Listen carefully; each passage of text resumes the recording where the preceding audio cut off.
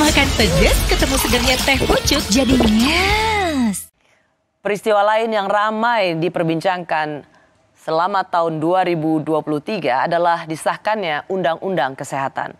Dalam Undang-Undang Kesehatan yang baru, peran sentral Ikatan Dokter Indonesia atau IDI dicabut. Menteri Kesehatan dan Ketua IDI pun saling silang pendapat. Dokter, keberatan IDI ini tercermin pesan kuatnya adalah sangat menolak karena IDI sebagai organisasi profesi tidak ada lagi dalam undang-undang baru ini.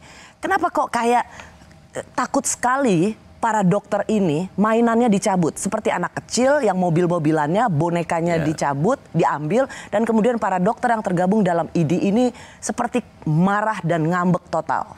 Bicara terkait dengan IDI yang tertuang di dalam Undang-Undang Praktek Kedokteran tahun 2004 itu adalah lex spesialis di dalam pengelolaan, pembinaan, pengawasan yang berkaitan dengan praktek kedokteran.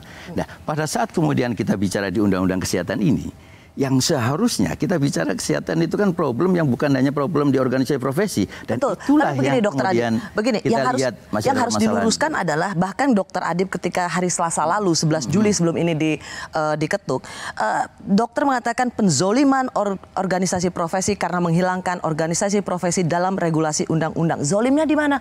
Nggak ada kok, nggak dihilangkan organisasi profesi.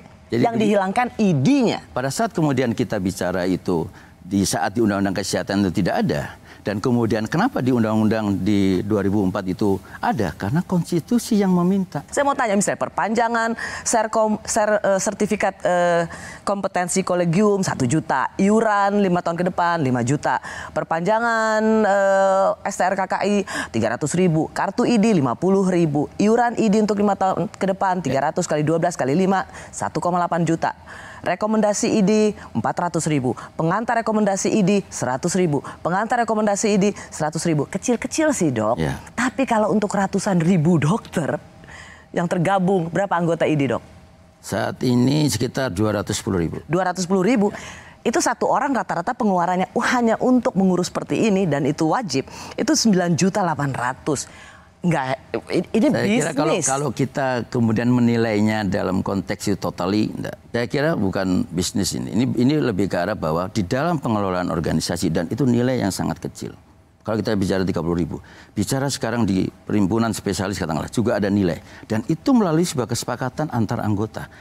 Pak Menteri itu anti ID ya? Enggak, bisa ditanya ke Mas Adib ya, Ketua IDI. Tapi kenapa kayaknya ingin menghapuskan organisasi profesi yaitu IDI di Undang-Undang Kesehatan yang akan...